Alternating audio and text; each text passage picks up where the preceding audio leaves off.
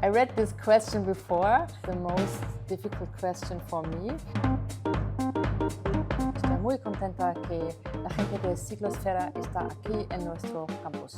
As we are an e-bike manufacturer, the e-bike is for me the most important vehicle of the mobility of today and of the future, because e-bikes are able to really change mobility in especially cities. It can replace cars, and that's the big difference in bigger cities. If you have also bigger distances, it's the big game changer that an e-bike can replace a car, and that's important for a city's development. Yeah, originally we were a bike manufacturer, so changing to e-bikes came after almost 20 or after 15 years. So in the beginning we were a normal bike manufacturer, and so that is a big move for us, and it shows a little bit where we come from. So the competition of e-bikes is completely different to a normal bike, because we are competing to other e-bike brands, of course, but we are also competing to public transport and to cars. But of course, our most important player are the cars, because they need to get out of the city, and so we need to replace cars by e-bikes.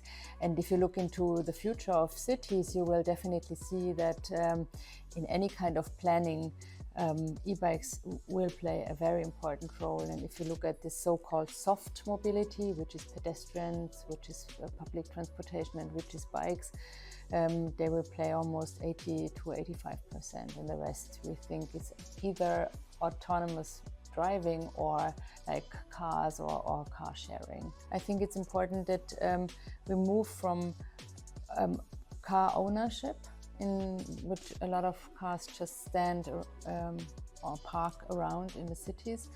We need to move from this car ownership to either car sharing, autonomous driving, or other vehicles like e-bikes, like public transportation, or like pedestrians. And I think you cannot just say that immediately maybe someone who drives a car moves to an e-bike, but I think due to alternatives that make life in the city easier, people will and need to change from this black or white thing, from a car or no car. I think this is what we see today, but even more in the future, that it will change to other forms of mobility. I don't know if we can separate it from Europe and Asia. If we talk about production, the whole bicycle industry comes originally production-wise from Asia. So most of the production of frames of bikes or of parts is in Asia.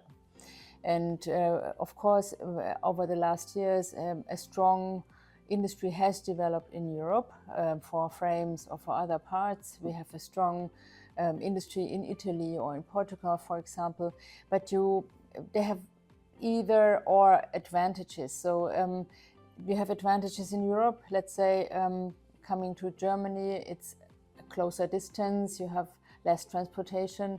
On the other hand, in Asia, you have a lot of experience, many years or even generation of bicycle manufacturers. So there is innovation in Europe and there is innovation in Asia, and I think you cannot see it like it. We have to move everything to Europe. I think it has to be a balanced thing, and we see both. We see a lot of highly innovative companies in Asia, but we also see it upcoming in Europe. Yeah, maybe obsession is good, but on the other hand, it's not really correct, because I don't think that I'm dogmatic, because I see how difficult it is to change things, and sometimes you want to do it sustainable, but it's just not possible. But in the end, I always think that if you think things sustainable or do circular design, something new is coming up and something innovative that our future needs, and therefore I'm kind of obsessed.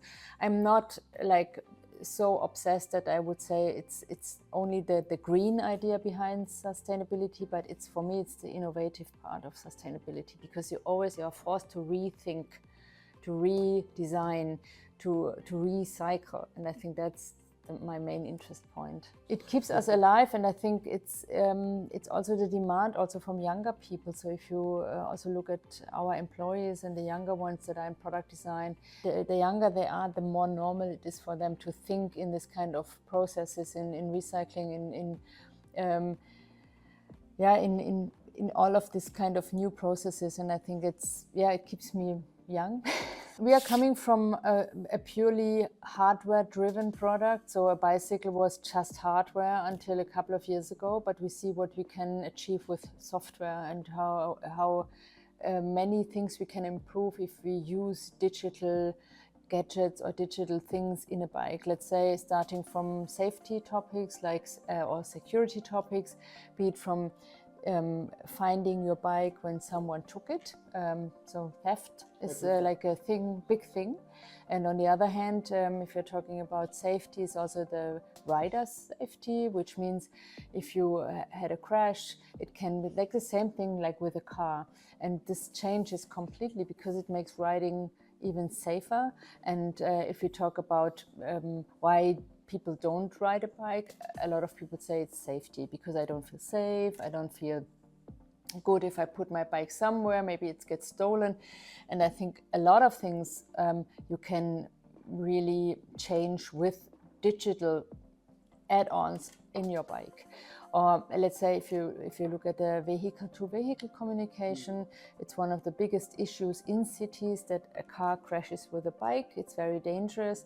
And in the future, if the two can communicate, then it makes it much easier for both sides, and it makes it much safer for both sides. If you look at mothers riding with their kids, what do they want? They want them, and especially they want their kids to be safe. You know, that's maybe also the reason why many people in the end go buy a car, because they think if the kids are behind me in my safe SUV, nothing will happen, and so keeps them from riding a bike. So we have to do everything to make riding safe, and I think digital and connectivity developments and innovation will help to improve that. Spain, in my opinion, you said it's behind, but I don't think that you are behind. I think, first of all, you have a different history. You cannot compare your cycling history with Denmark or with Netherlands or with Germany, countries that have a very long cycling history, and especially the topic of daily cycling. You know, I think that that is a huge difference and a huge history difference. Countries like France, Italy, or even Spain, you have a cycling history, I would say, in road racing or sportive cycling. And that's a huge difference. So, of course, your infrastructure is not as far as it is in Amsterdam and in Denmark. But I think if you look at cities that are really upfront and doing great things and huge changes. You have, for example, Barcelona, which is one of the, I would say, top 5 countries, top 5 cities in Europe that is trying out new things. And so therefore, yes, maybe you would say you are behind overall, but you are much more innovative and modern. If you look at the superblocks in Barcelona, for example, that is such an innovation that other cities look at it and try to use it and use it in their cities. And of course, if you look at, I think Madrid is an example where infrastructure, as far as I know, is not so good, and people are afraid of riding bicycle. Of course, you need to improve infrastructure, otherwise people will not ride bicycles. And this is an experience we have in all countries. Most of the people, they have a huge gap in their cycling, and then you have to overcome this kind of fear of cycling. So, and therefore we need safe infrastructure where people that are also new on a bike can try it out and feel safe and have the feeling from A to B, there's no reason to worry. And even also kids, if you want them to ride to school, you have to, or you want that they ride on their own, yes, you as a parent should feel safe. And I think that's the one most important thing to start. Maybe not overall. Madrid, for example, is a huge city, but you can start with little by little, like Paris is doing it. I mean, we all need more human cities. We all need cities that are more quiet. We need cities that are have better air, you know, and also noise is a huge thing. And I think this is all we can do if we slow down car traffic and improve everything, all the circumstances to have a better soft mobility. And this is also walking people, it's public transportation, it's cycling. What surprises me most is that sometimes you think you went one step further and then you go 2 steps back. So I myself, I thought the whole mobility change and the cycling change will go much faster.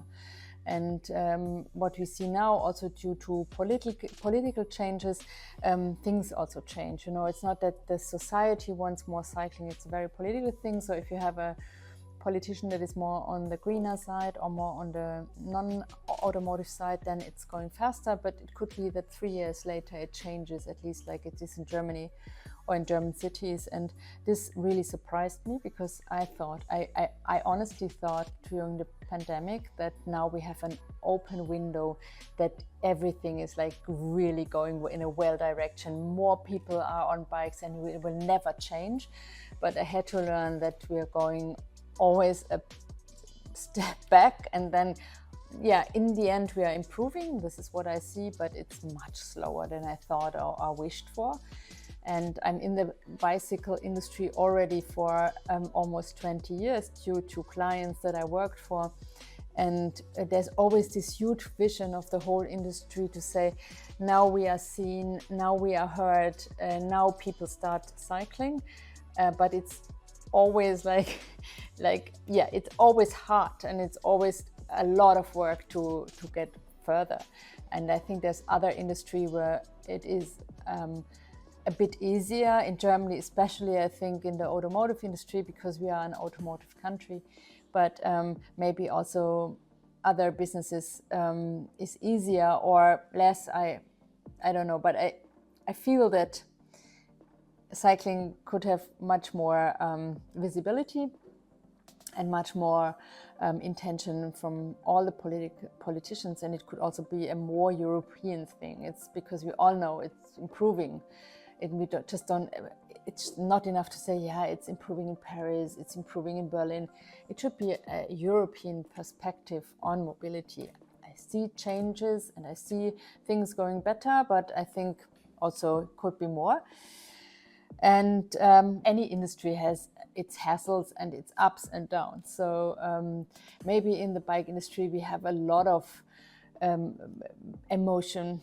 And most of the people I know from the cycling industry, be it production companies, be it dealers, be it journalists, most of them are full of emotion, and that is something that is very special. We are here to do something better, and it's not only to sell a product. I mean, there are some, but I think en gros, I would say. I know so many people that are really passionate and want to improve something. And I hardly know any other industry where it is like this, which makes it so much fun to work in this business and in this industry, I would say. Yeah. I have to admit, this is the most difficult question for me. I have not prepared any kind of sentence, but whenever I ride a Riese Müller bike, I think it's the best bike, and it's the best thing that makes you definitely clear that it's so much more fun to ride a bike than to drive a car. So I think it's just a riding experience and the feeling of so much joy and so less hassle, and that is for me Riese Müller.